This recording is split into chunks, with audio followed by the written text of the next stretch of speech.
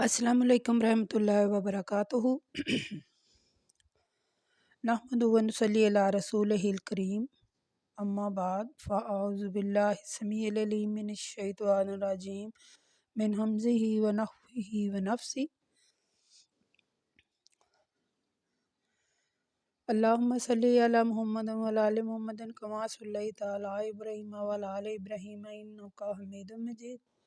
अल्लाहुम्मा बारिक अला मुहम्मद व अला आलि मुहम्मदिन कमा बारकता अला इब्राहीम व अला आलि इब्राहीम इन्नका हमीदुम मजीद।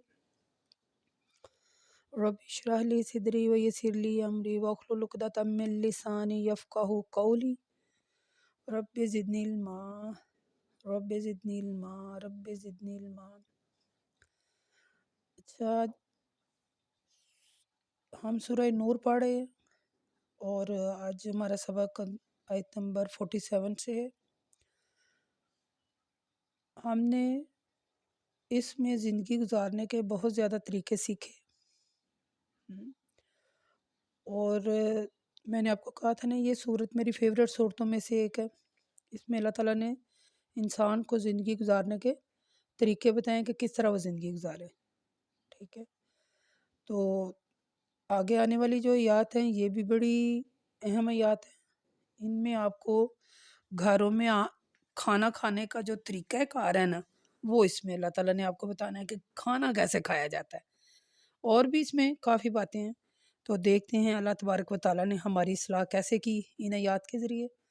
व यक़ूलूना आमन्ना बिल्लाहि व बिर्रसूली व आताना सुम्मा यतवल्ला फ़रीक़ुम मिनहुम मिन बादि ज़ालिका वमा उलाइका बिलमुमिनीन वइज़ा दुऊ इलल्लाहि व रसूलिही लियहकमु बैनहुम इज़ा फ़रीक़ुम मिनहुम मोरिज़ून व इन्ना यकूनु लहुमुल हक़्क़ु यतू इलैहि।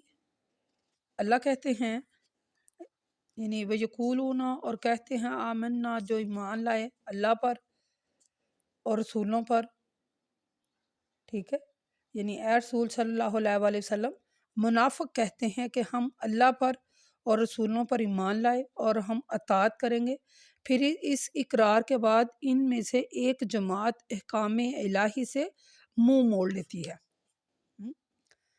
यानी सुम्मा यतवल्ला फ़रीक़ुम मिनहुम मिन बादि ज़ालिका।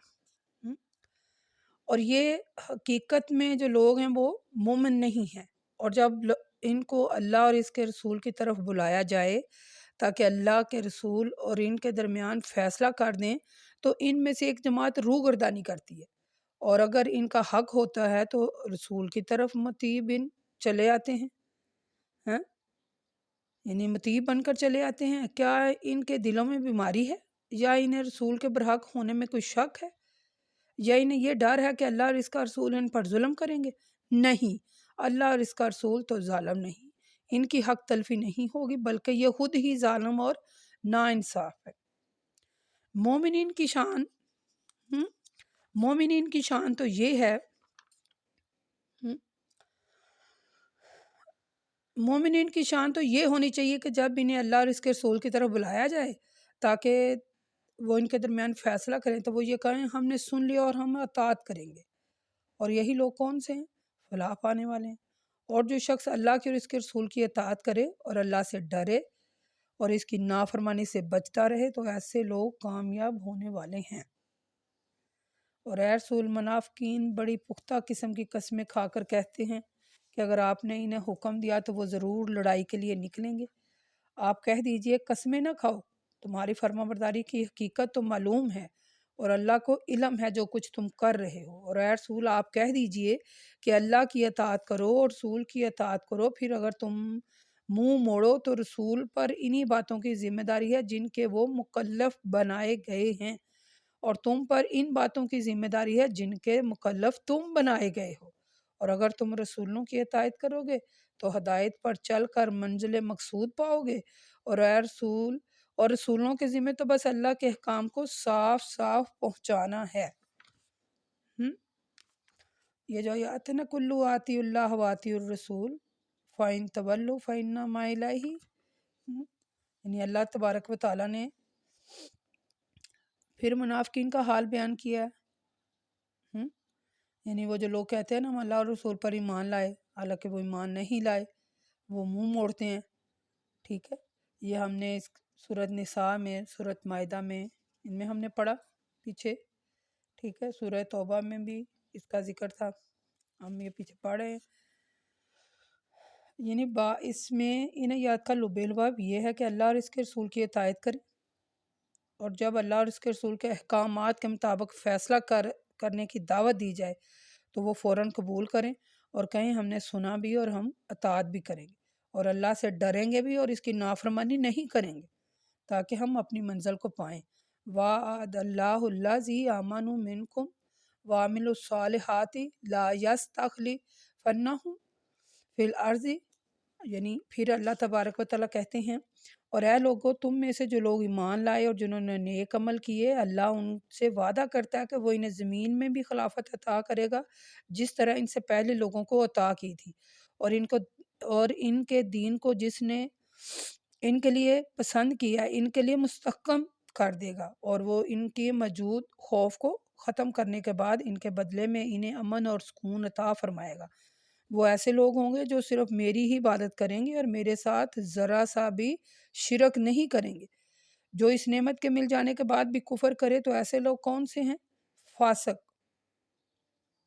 اور اے ایمان والو نماز قائم کرو، واقیموا الصلاۃ وآتوا الزکوٰۃ وأطیعوا الرسول لعلکم ترحمون ولا تحسبن الذین کفروا معجزین فی الارض ومأواہم النار ولا بئس المصیر، یعنی اے ایمان والو نماز قائم کرو اور زکوٰۃ ادا کرو اور رسولوں کی اطاعت کرو تاکہ تم پر رحم کیا جائے، اور اے رسول یہ خیال نہ کرنا کہ کافر زمین میں اللہ کو عاجز کر دیں گے، نہیں، وہ خود ہی عاجز ہیں، ان کا ٹھکانہ دوزخ ہے اور وہ بہت برا ٹھکانہ ہے۔ یعنی اللہ تبارک و تعالیٰ نے پھر ان آیات میں جو لوگ ایمان لاتے ہیں اور نیک عمل کرتے ہیں، اللہ کا ان سے وعدہ ہے کہ وہ انہیں زمین میں بھی خلافت عطا کرے گا اور آخرت میں بھی ان کے لیے بڑا حصہ ہے۔ اور ان کا جو وہ خوف و ہراس ہے نا، جو ہم آیات پڑھتے ہیں، ولا خوف علیہم ولا ہم یحزنون، یعنی جو لوگ اللہ کے حکم کے مطابق اپنی زندگی گزارتے ہیں، نہ ہی انہیں کوئی خوف ہوگا اور نہ ہی وہ غمگین ہوں گے۔ یعنی ان آیات سے معلوم ہوتا ہے کہ مسلمانوں کے جو ابتدائی دور تھے وہ بڑے خوف و ہراس والے تھے، یعنی امن اور سکون کا نام و نشان نہیں تھا۔ یعنی ہم نے پڑھا کہ وہ جو مکی دور تھا، اللہ کے رسول صلی اللہ علیہ وسلم کو نماز پڑھنا بھی مشکل تھا، ٹھیک ہے۔ یعنی اللہ کے رسول صلی اللہ علیہ وآلہ وسلم کو نماز پڑھنا بھی مشکل تھا۔ اس کے بارے میں بہت زیادہ حدیث ہیں، صحیح بخاری مسلم دونوں میں آپ کو ایک حدیث پڑھ کر سناتی ہوں۔ اس میں سے اللہ کے رسول صلی اللہ علیہ وآلہ وسلم فرماتے ہیں، حدیثیں تو کافی زیادہ ہیں صحیح مسلم بخاری میں دونوں میں، لیکن میں آپ کو ایک حدیث بتاتی ہوں۔ حضرت عبداللہ بن مسعود رضی اللہ تعالیٰ فرماتے ہیں نبی کریم صلی اللہ علیہ وسلم کے پاس یعنی خانہ کعبہ کے پاس نماز پڑھ رہے تھے اور ابو جہل اور اس کے ساتھی وہاں بیٹھے ہوئے تھے۔ اتنے میں وہ آپس میں کہنے لگے تم میں سے یہ کام کون کر سکتا ہے کہ فلاں لوگوں نے جو اونٹنی کی اجری ہے وہ لا کر محمد صلی اللہ علیہ وآلہ وسلم جب سجدے میں جائیں تو ان کی پیٹھ پر رکھ دیں۔ یہ سن کر ان میں سے جو بڑا بدبخت تھا وہ اجری لایا اور انتظار کرتا رہا۔ نبی کریم صلی اللہ علیہ وسلم سجدے میں گئے تو اس کو آپ کے دونوں کندھوں کے بیچ میں یعنی پیٹھ پر رکھ دیا۔ میں یہ دیکھتا رہا لیکن کچھ نہیں کر سکا، کاش میرا کچھ بس چلتا تو وہ لوگ ہنستے رہے اور خوشی سے ایک دوسرے پر گرے جا رہے تھے۔ تو اللہ کے رسول صلی اللہ علیہ وآلہ وسلم سجدے ہی میں رہے، اپنا سر نہیں اٹھائے، یہاں تک کہ حضرت فاطمہ آئیں اور آپ کی پیٹھ پر سے اس کو اٹھا کر پھینکا۔ پھر آپ نے اپنا سر اٹھایا اور دعا کی، اے اللہ قریش کو سمجھ لے۔ آپ نے 3 بار یہی فرمایا۔ جب آپ نے ان کے لیے بد دعا کی تو وہ ان پر گراں گزری، وہ سمجھتے تھے کہ اس شہر میں دعا قبول ہوتی ہے۔ پھر آپ نے نام لے کر فرمایا، اے اللہ ابو جہل کو پکڑ اور عتبہ بن ربی اور شیبہ بن ربی اور ولید بن عتبہ، امیہ بن خلف اور یعنی یہ جو لوگ ہیں انہوں نے 7 شخصوں کا نام بھی لیا جو یاد نہیں رہا، قسم اس کی جس کے ہاتھ میں میری جان ہے، میں نے ان لوگوں کو جن کا نام اللہ کے رسول نے لیا بدر کے کنویں میں دیکھ کر مرے ہوئے پڑے تھے، یعنی انہوں نے کہا میں نے دیکھا بدر کے کنویں میں وہ مرے ہوئے پڑے ہوئے تھے۔ یہ بخاری مسلم دونوں میں ہے۔ اب دیکھ لیجئے گا وہاں بخاری مسلم دونوں میں یہ حدیث ہے، یہ بڑی مشہور حدیث ہے، اس لیے یہ میں نے آپ کو سنائی۔ حدیثیں اور بھی ہے اس کے متعلقہ کہ آپ کو یعنی وہاں نماز پڑھنا مشکل تھا، یعنی جو اسلام کا ابتدائی دور تھا وہ بڑا مشکل ترین دور تھا، ٹھیک ہے، ہر وقت کفار کے حملے کا خطرہ رہتا تھا، ٹھیک ہے۔ تو بات یہ ہے کہ جو مجھے اس آیات سے معلوم ہوئی ہے وہ یہ کہ صالح مومنین کو جو اللہ تعالیٰ کی حکومت عطا فرمائے گا نا، ان کے دین کو بھی استحکام بخشے گا، اور یعنی خوف کو جو ہے اس کو امن میں بدلے گا۔ میں وہ جو آیت ہم اکثر پڑھتے ہیں نا وَلَا خَوْفٌ عَلَيْهِمْ وَلَا هُمْ يَحْزَنُونَ، یعنی اللہ تبارک و تعالیٰ کے جو حکم کے مطابق اپنی زندگی گزارتا ہے اسے کوئی خوف نہیں اور نہ ہی وہ غمگین۔ ہم نے سورۃ توبہ آیت نمبر 5 میں بھی اس کے بارے میں پڑھا تھا۔ اور ایک اور بات جو اس میں بیان کی گئی ہے وہ نماز ہے کہ نماز قائم کریں اور زکوٰۃ ادا کرنے والوں کے ساتھ زکوٰۃ ادا کریں، یعنی اللہ تعالیٰ اور اس کے رسول کی اطاعت کرنے کے بعد رحمت کی امید جو ہے وہ رکھی جا سکتی ہے۔ آگے اللہ تبارک و تعالیٰ فرماتے ہیں یا ایھا الذین آمنوا، اے ایمان والو تمہاری لونڈیاں اور غلام اور تم میں سے وہ جو ابھی یعنی کہ نابالغ ہیں، انہیں چاہیے کہ اور تم میں سے وہ لوگ جو بالغ ہیں انہیں چاہیے کہ 3 اوقات میں تمہارے پاس آنے کے لیے تم سے اجازت طلب کریں۔ یہ آیات جو ہیں وہ بڑی یعنی کہ سمجھنے والی ہیں، ان کو اچھی طرح سمجھیے۔ اے ایمان والو تمہاری لونڈیاں اور تمہارے غلام اور تم میں سے وہ جو ابھی بالغ، یعنی تمہاری لونڈیاں جو غلام ہیں وہ اور جو بالغ لوگ ہیں،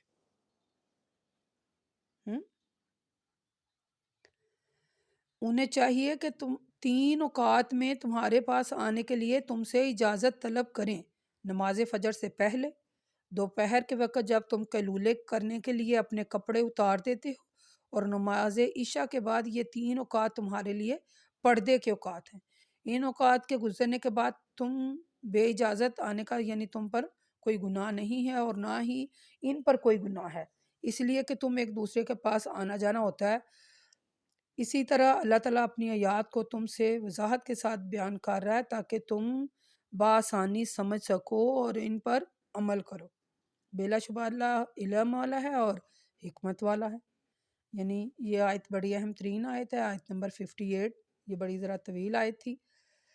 اس میں سیکھنے کی بات کون کون سے اوقات ہیں یہ آپ ذرا ہائی لائٹ کر لیجئے گا۔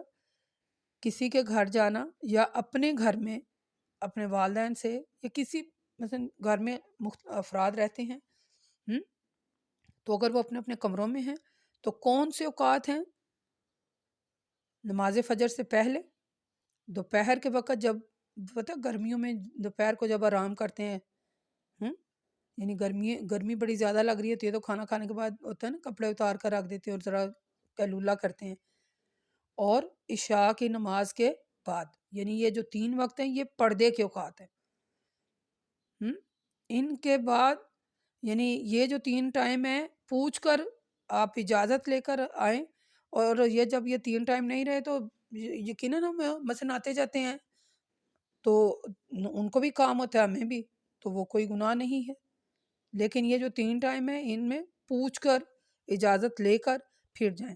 پھر اللہ یہ دیکھیں پھر آگے اللہ کہتا ہے کہ یہ آیات تمہیں آسانی کے ساتھ سمجھائی جا رہی ہیں تاکہ عمل کر سکو، اور اگر آپ کو پہلے سے پتہ تھا تب بھی ٹھیک ہے، اور اگر آپ کو پہلے نہیں تھا پتہ تو آپ یہ 3 اوقات یاد کر لیں اور ان 3 اوقات میں کسی کے کمرے میں بغیر پوچھے نہیں جائیں اور نہ ہی کسی کے گھر جائیں، ٹھیک ہے۔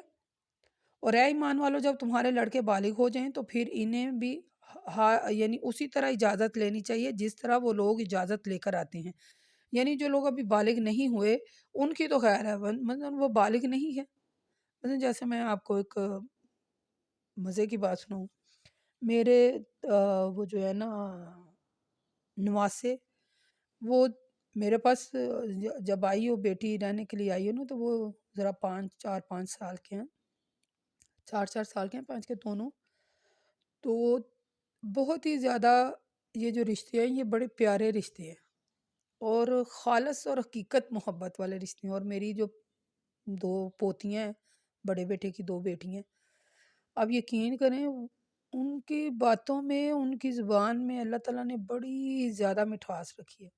تو وہ اکثریت میں نا جب آئے ہوں، جو اکٹھے ہوں، ابھی تو چھوٹے چھوٹے ہیں، 4 4 5 5 سال کے، تو وہ مثلا رات میں اٹھ کے نا کسی بھی پہر میں، تو وہ ہمارا جو دروازہ ہے اس کو کھٹکھٹا رہے ہوتے ہیں، نانو نانو آوازیں دے رہے ہوتے ہیں. میں یقین کریں جلدی سے اٹھ کے باہر آ جاتی ہوں کہ کیا ہوا ہے کیا ہوا ہے. یعنی انہیں پتہ نہیں ہے نا، آپ کو بھی یہ اپنی مثال دے کے سمجھا رہی ہوں.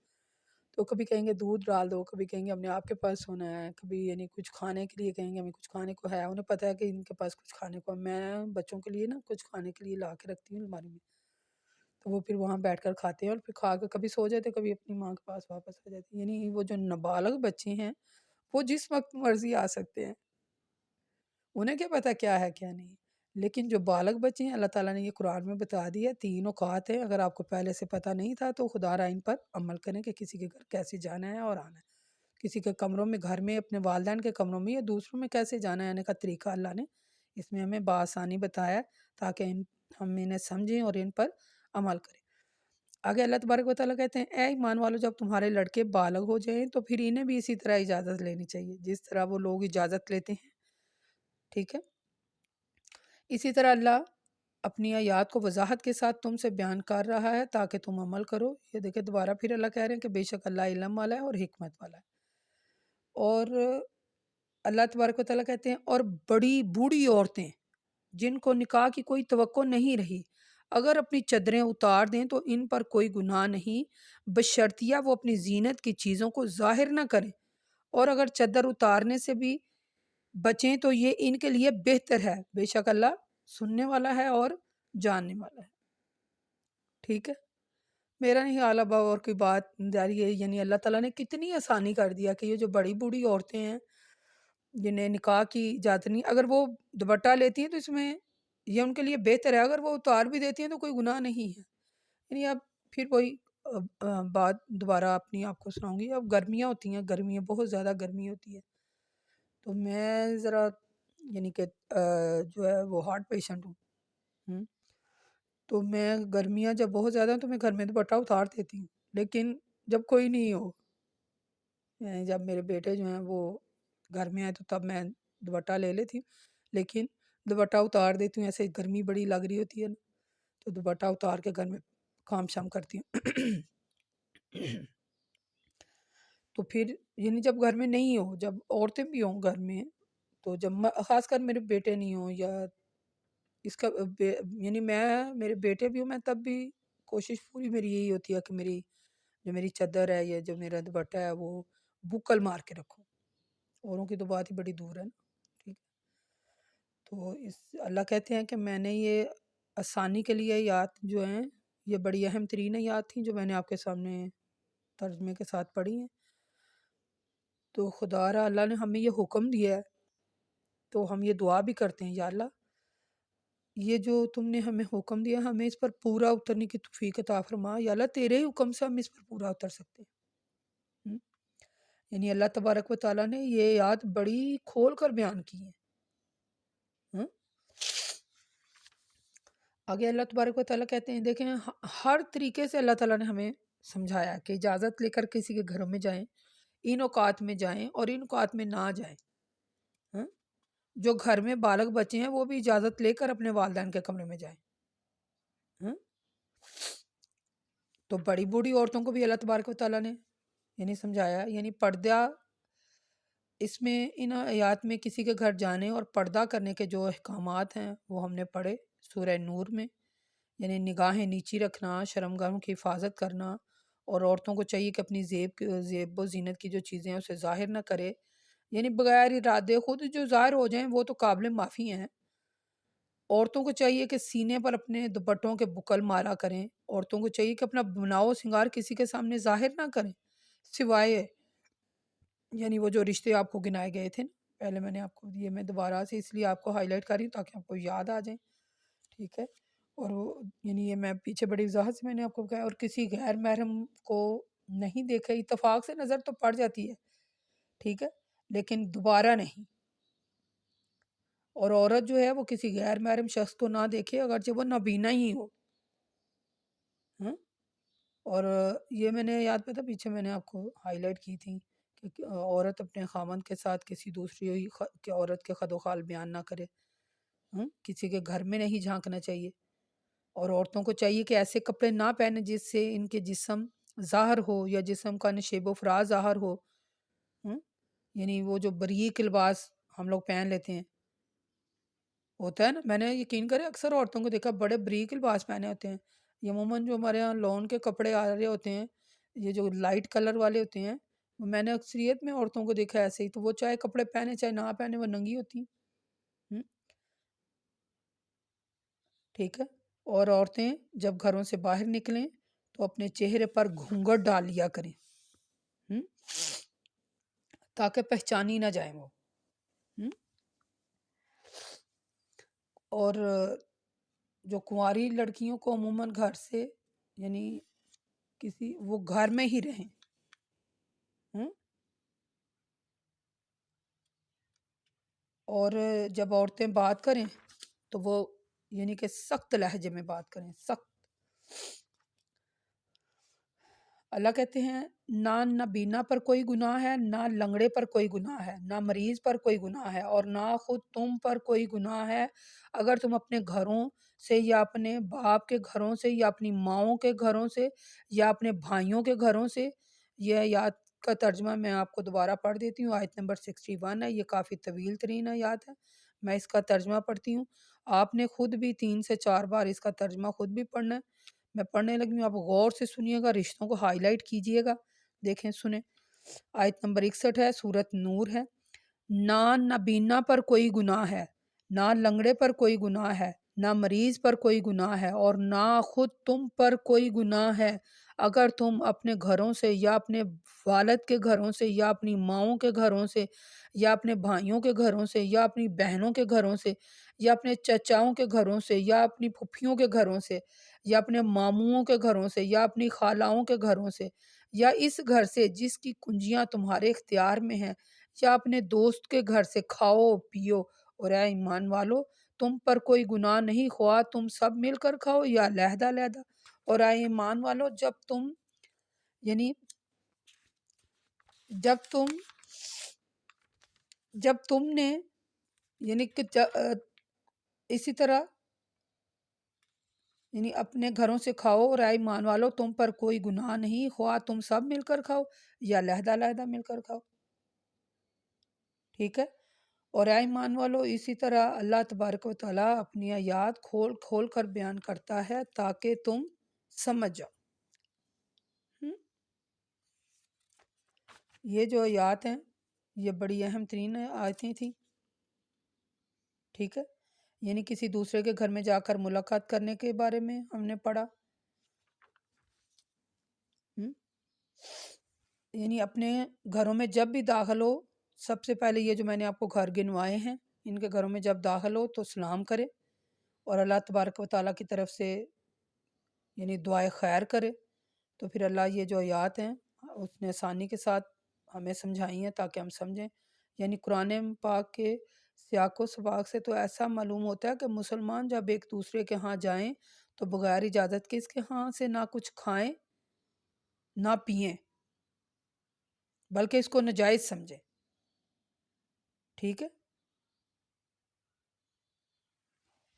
تو اللہ تعالیٰ نے یہ جو آیات ہیں اس لیے ہمیں یہ جو رشتے اس لیے ہمیں گنوائے ہیں، یہ اپنے گھر ہیں، ٹھیک ہے؟ ان کے گھروں سے کھائیں اور پئیں، ٹھیک ہے؟ یہ جو اندھوں لنگڑوں اور بیماروں کو دوسروں کے ہاں سے کھاتے ہوئے شرم آتی ہے نا، یہ کما کر تو کچھ نہیں کھا سکتے، تو اللہ تعالیٰ نے ان کی تکلیف کو دور کیا کہ وہ بغیر کسی تکلیف کے دوسروں کے ہاں سے کھا پی سکتے ہیں۔ ان کی مجبوریوں کی وجہ سے ان کے رشتہ داروں اور ان کے دوستوں پر ان کا حق کیا، گویا جو کچھ وہ کھائیں وہ حق میں سے اپنے حق میں سے ان کو بھی دیں، ہم تاکہ مسلمانوں کی ایک دوسرے پر جو تنگی ہے وہ دور ہو جائے۔ ہم اس طرح کھانا کھانے کے آداب جو ہیں وہ بھی اس میں ہیں کہ جب بھی ہم کھانا کھائیں دائیں ہاتھ سے کھائیں، ٹھیک ہے۔ یعنی یہ حدیثیں بھی ہیں بہت زیادہ اس کے بارے میں، یعنی اللہ کے رسول صلی اللہ علیہ وسلم جو تھے وہ یعنی بیٹھتے اور بسم اللہ جب ہم کرتے ہیں اور دائیں ہاتھ سے کھاتے ہیں اور اپنے آگے سے کھاتے ہیں، بہت گرم کھانا نہیں کھانا چاہیے، ٹھیک ہے۔ کھانے کو ہمیشہ ٹھنڈا کر کے کھائیں، اس میں اللہ کے رسول صلی اللہ علیہ وسلم کہتے ہیں کہ اس میں برکت ہے جو کھانا ٹھنڈا کر کے کھایا جاتا ہے۔ کھانا جو ہے وہ کٹھے ہو کر بھی کھایا جا سکتا ہے اور علیحدہ علیحدہ بھی کھایا جا سکتا ہے، دونوں طریقوں سے جائز ہے، لیکن جو کھانا ہے وہ دسترخوان لگا کر کھائیں تو اس میں برکت ہوتی ہے، ٹھیک ہے۔ دسترخوان لگائیں اور اس پر کھانا کھائیں، علیحدہ کھانے میں بھی کوئی حرج نہیں ہے۔ کھانا کھانے سے پہلے بسم اللہ اول و آخر، یعنی یہ دعا پڑھیں، سیدھے ہاتھ سے کھانا کھائیں، 3 انگلیوں سے کھانا کھائیں، ٹھیک ہے۔ الٹے ہاتھ سے کھانا نہیں کھانا چاہیے۔ کھانا جیسا بھی ہو، جو بھی ہو، پسند ہو ناپسند ہو، اللہ تعالیٰ کی نعمتیں ہیں، خاموشی سے کھانا کھائیں۔ اور آگے اللہ تعالیٰ کہتے ہیں انما المؤمنون الذین آمنوا باللہ ورسولہ واذا کنا، پھر اللہ تبارک و تعالیٰ کہتے ہیں مومن تو وہ لوگ ہیں جو اللہ اور اس کے رسول پر ایمان لائے، اور جب وہ ایسے کام کے سلسلے میں جن میں لوگوں کے جمع ہونے کی ضرورت ہوتی ہے رسولوں کے پاس ہوتے ہیں تو وہاں سے نہیں جاتے جب تک رسول سے اجازت نہ لے لیں، اور اے رسول جو لوگ آپ سے اجازت لیتے ہیں یہی لوگ اللہ اور اس کے رسول پر ایمان رکھتے ہیں، تو اے رسول جب یہ اپنے کسی کام کے لیے آپ سے اجازت مانگیں تو آپ ان میں سے جس کو چاہیں اجازت دے دیں، اور اے رسول آپ ان کے لیے بخشش کی دعا کیا کریں، بے شک اللہ بخشنے والا اور رحم والا ہے۔ اور اے ایمان والو، رسول کو بلانے کے ایسا نہ سمجھو کہ جیسا تمہارا آپس میں ایک دوسرے کو بلانا ہے، اللہ ان لوگوں کو خوب جانتا ہے، اور جو تم میں سے چپکے سے کھسک جاتے ہیں، تو جو لوگ رسول کے حکم کی مخالفت کرتے ہیں یا انہیں ڈرانا چاہتے ہیں تو کہیں وہ اس فتنے میں مبتلا نہ ہو جائیں کہ ان پر کوئی دردناک عذاب نازل ہو جائے یعنی خبردار، آسمانوں میں اور زمینوں میں جو کچھ بھی ہے، ٹھیک ہے، وہ کس کا ہے؟ اللہ کا، اور تم کسی روشن یعنی اللہ کا ہے، اللہ خوب جانتا ہے کہ تم کس روشن روش میں چلے آ رہے ہو صحیح نظر ہی نہیں آ رہا۔ اور اے لوگو، جس دن لوگ اس طرف لوٹائے جائیں گے تو اس دن وہ انہیں بتائے گا کہ وہ کیا کیا کرتے رہے ہیں، اور اللہ ہر چیز سے واقف ہے۔ یہ اس صورت کی آخری آیت تھی، آیت نمبر 64، ٹھیک ہے۔ ان آیات میں اللہ تعالیٰ نے مومنین کی 3 نشانیاں بتائی ہیں، یعنی اللہ پر ایمان لانا، رسولوں پر ایمان لانا، اور کسی اجتماعی کام کے لیے جب جمع ہوں تو بغیر رسولوں کی اجازت کے کہیں نہیں جائیں، ٹھیک ہے۔ ہم نے اس کے بارے میں یعنی ہم آگے بھی پڑھیں گے، تو یہ اس سورت کی آخری آیت تھی۔ دیکھا ہے انشاءاللہ اگر آپ شروع سے سنتے آ رہے ہیں تو یقیناً آپ یہ سورت نور آپ کی بھی فیورٹ سورت ہو جائے گی۔ تو یہ سورت کی آخری آیت تھی۔ اسی کے ساتھ اللہ تبارک و تعالیٰ سے دعا کرتے ہیں، یا اللہ پاک یہ جو کچھ ہم پڑھ رہے ہیں اور جو کچھ ہم سمجھ رہے ہیں اور جو کچھ ہم سیکھ رہے ہیں اس پر ہمیں عمل کرنے کی توفیق عطا فرما۔ یا اللہ جب تک تیرا ساتھ نہ ہوا ہم کچھ نہیں کر سکتے، تو تو ہمیں ہدایت دے اور ہمیں عمل والا بنا دے۔ سب کچھ تیرے ہی ہاتھ میں ہے میرے مولا اور مالک، ہمیں ہدایت دے، ہدایت والی زندگی ہم گزاریں اور ہماری موت بھی ایمان پر ہو۔ وقول قولی ھذا استغفر اللہ استغفر اللہ استغفر اللہ۔ السلام علیکم ورحمۃ اللہ وبرکاتہ۔